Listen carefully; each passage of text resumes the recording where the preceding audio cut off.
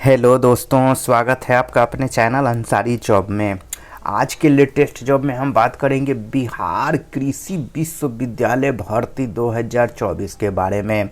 और देखिए दोस्तों, यहाँ पे पोस्ट नेम को बताया गया है, तो इसी नोटिफिकेशन को आज हम देखेंगे कंप्लीट डिटेल्स में। तो जानने के लिए आप वीडियो को अंत तक जरूर देखिएगा। तो चलिए दोस्तों, वीडियो की शुरुआत करते हैं। और सबसे पहले हम यहाँ पे देखेंगे इम्पोर्टेंट डेट्स को।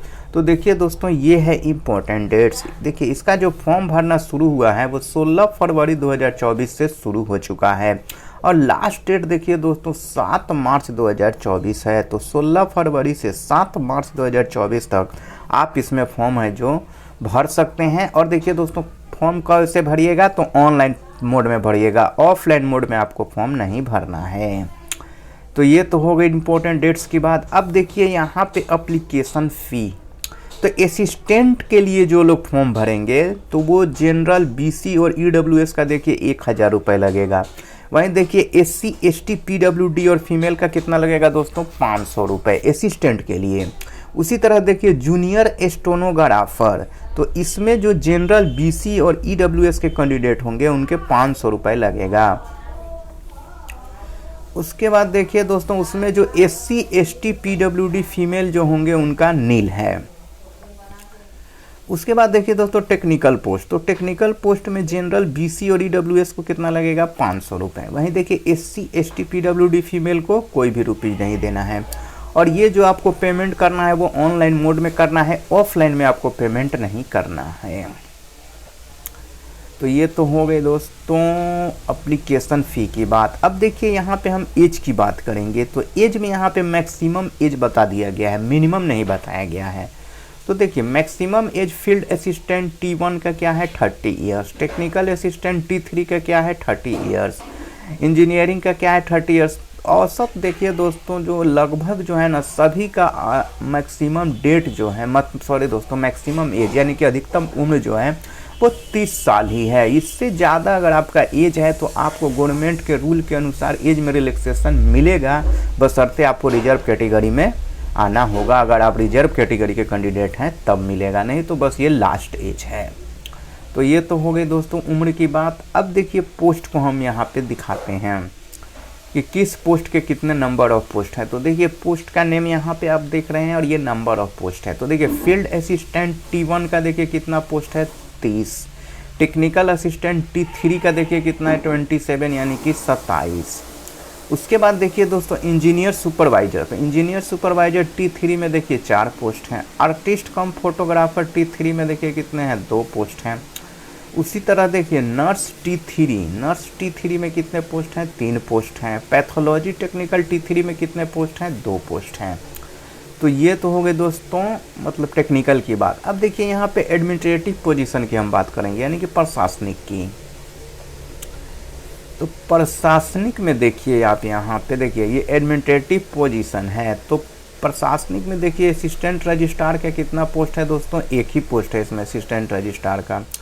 उसके बाद देखिए असिस्टेंट कंट्रोलर का देखिए कितना है, 5 पोस्ट हैं। जूनियर स्टेनोग्राफर का देखिए सबसे ज़्यादा है दोस्तों, 20 सीट है इसमें जूनियर स्टेनोग्राफर का।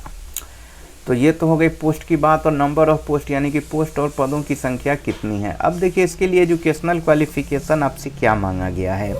तो देखिए क्वालिफिकेशन में अगर हम बात करें फील्ड असिस्टेंट की, तो इसके लिए आपको matriculation from recognised board plus देखिए 1 year experience in relevant field in government, quasi government PSU। आपको 1 साल का फील्ड असिस्टेंट का अनुभव होना चाहिए और साथ ही मैट्रिक पास आपको होना चाहिए। उसके बाद देखिए दोस्तों और लगा हुआ है, अगर वो आपके पास नहीं है तो ITI in the relevant trade, तो ITI आपको होना चाहिए। अगर वो भी नहीं है तो देखिए टेक्निकल असिस्टेंट के, हाँ तो बस वही है दोस्तों, ये टेक्निकल असिस्टेंट के यहाँ पे अब बात कर रहे हैं। Bachelor degree in relevant subject और equivalent from a recognised university और इंस्टीट्यूट, बैचलर डिग्री होना चाहिए दोस्तों टेक्निकल में आपको।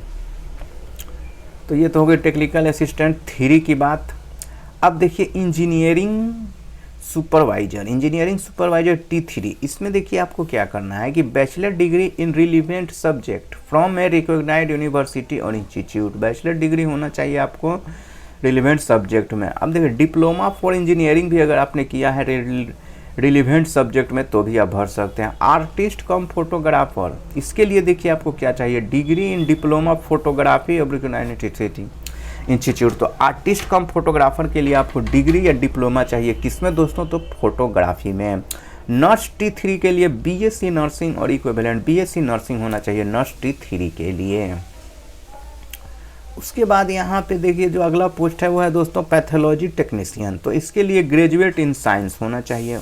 उसके बाद देखिए having obtain diploma certificate in pathological technical from recognised government institute, तो अगर आपके पास डिप्लोमा सर्टिफिकेट भी है गवर्नमेंट इंस्टीट्यूट से तो भी आप भर सकते हैं, या आपका ग्रेजुएशन में साइंस है तो भी भर सकते हैं।